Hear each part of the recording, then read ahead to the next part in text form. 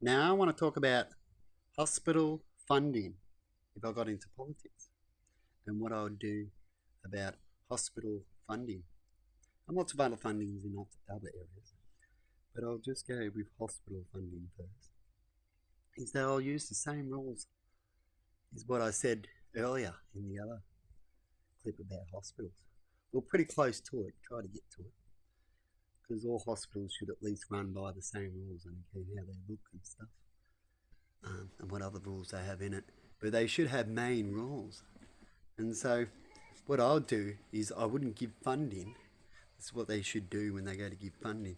Is you don't give the funding unless they do these certain steps. So if they do these certain steps, I'm happy, and so with the people because I work for the people, and I'll be telling them about these steps and getting their opinions first before I do it as well to make sure I'm doing the right thing.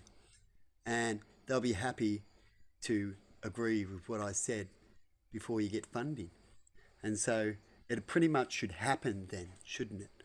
And if I'm wrong about what the people um, don't believe what I say, then they will tell me and I'll find out that answer. But I bet you I'm right. And I bet you there'll be a lot of changes happening. Otherwise, they'll be fired. What do you reckon, people? I'm not saying I'll make hospitals all brand new and better, which is a good thing to strive for, but you get what you need. But first, you definitely needed to have changes and little upgrades to fix problems that you might already exist. And I'll make sure hospitals are actually getting used instead of when you walk into most hospitals, you go, so why is all these empty rooms? I'm walking all the way over here, all over here. There's all these empty rooms and not much happening. We want to see hospitals using their rooms, a little bit like poor people, but not all the time, but when it needs to, you see. So if there's anything going on, we want to see full hospitals and not hospitals going empty because it's getting hard, like during COVID. Anyway, have a good one.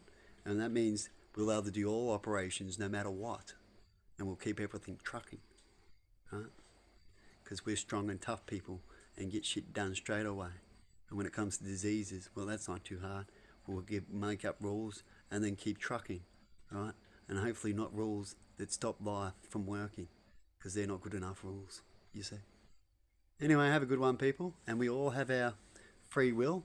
So when you make rules, you tell people if there's disease around, you should wear a mask, you should wear this and that and this. And if you don't, well, you'll end up catching it and that's your stupid fault, right? You leave it at that. And then if they die and fade away, well, that's all these stupid people. You might get an influx of all these deaths, but just think about this government. There goes a shitload of stupid people. People who didn't care, right? I might even be one of those people that end up copping it and died like that. And you go, look, you were stupid. And I'll say, well, I could have been, right? But I could also be a person that just takes risks in life. And if it's my time, it's my time. But I needed to go do this.